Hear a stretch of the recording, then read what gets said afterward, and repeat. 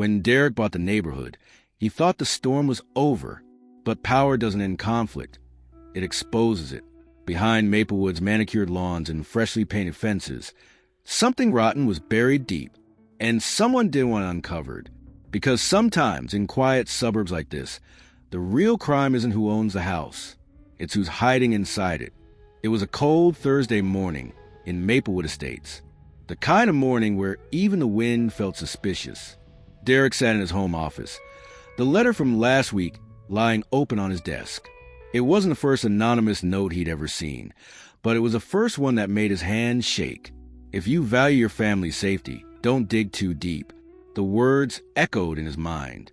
He glanced out the window toward Margaret Whitmore's house.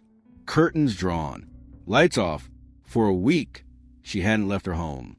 But he could feel it. She was watching. Derrick had spent days combing through HOA files, stored in a dusty storage unit the board rented near downtown. Invoices, meeting minutes, property records. At first, everything looked normal, too normal, until he found a folder labeled Lot Development Phase 3 to 2019. Inside were payment receipts to a company he didn't recognize. Greenleaf Maintenance and Consulting. The signature on every invoice? M. Whitmore. But the company didn't exist. No tax ID. No employees. No physical address. He checked state business records. Nothing. That's where he realized Maggie hadn't just been enforcing HOA rules. She'd been profiting from them. The more Derrick searched, the darker the paper trail became. Tens of thousands of dollars in maintenance fees and landscaping contracts had vanished. And there was more. Copies of homeowner complaints that had been altered or deleted. Anyone who'd spoken up about extra fees had mysteriously been fined or pushed to sell their homes. Margaret wasn't just the neighborhood's watchdog. She was its wolf. But something else didn't sit right. Among the documents, Derrick found a police report from 3 years ago. A trespassing incident involving a man named Harold Benton. The note said, subject deceased before follow-up investigation. Deceased. From trespassing? He looked at the address listed, Lot 38, the same lot right behind Maggie's backyard. That night, Derrick couldn't sleep. Every creak in the floorboards felt like a warning. Around midnight, his phone buzzed. A message from an unknown number. You're looking in the wrong file. Check 2018. He froze. The number was blocked. He got out of bed quietly, went to study, and opened the older HOA archives he'd brought home. Halfway through a dusty binder marked 2018 board minutes, he found something strange. A missing page. Torn clean out. The next morning, he called the county records office. They confirmed that the original HOA registration documents had been modified. Only one person had authorization to make those changes. Margaret Whitmore. By Friday afternoon, Derrick decided to confront her.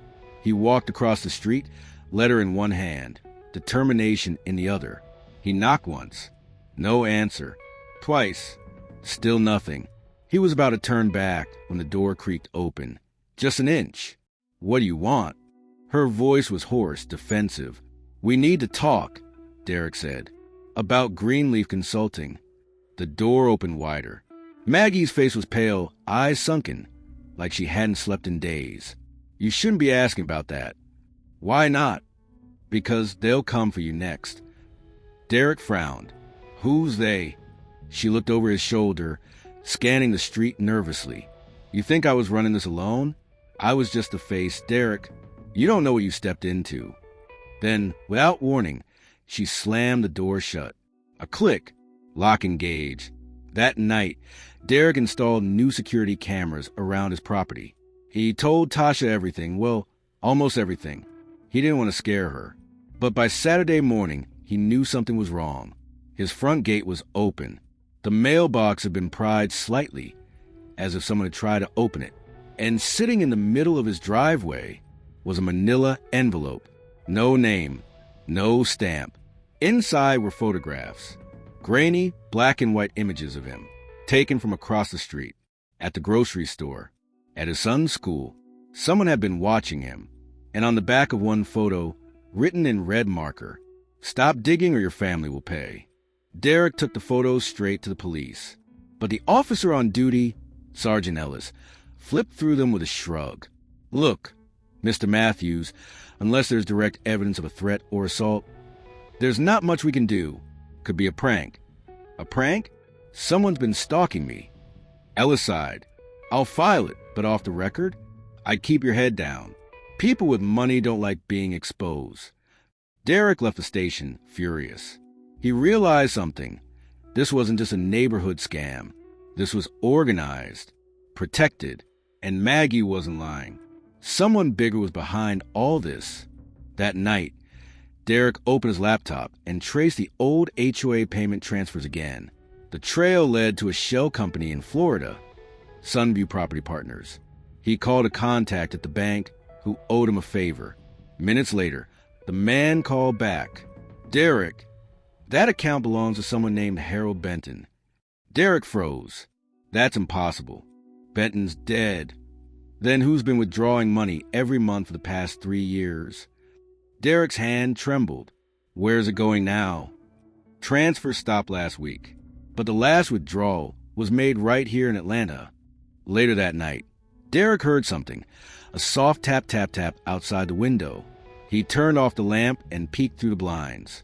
A dark figure was standing near his garage, holding something metallic.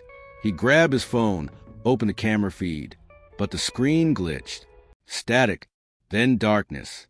Someone had cut the power. He whispered to Tasha, "Take the kids to the back room. Don't open the door." Grabbing a flashlight, he moved toward the garage. The door was slightly open. The smell of gasoline filled the air. When he flicked the light, something on the floor glimmered, a small silver keychain. Engraved initials.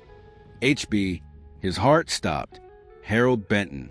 The police came again, siren screaming. No intruder found. No fingerprints. No camera footage. But Maggie's car? Gone. And the next morning, the news broke. Local woman missing amid HOA investigation. Derrick watched the headline flash across the TV. No forced entry. No signs of struggle. Just a single note found on her kitchen counter. It was never supposed to go this far. The truth, Derrick realized, is that evil doesn't always wear a mask. Sometimes it hides behind rules, meetings, and manicured lawns. The HOA wasn't built to protect homeowners. It was built to control them. And as the days passed, he couldn't shake the feeling that he was next on the list. Because in Maplewood Estates, everyone had something to hide, and some secrets don't stay buried for long. 3 days later, Derrick received another envelope.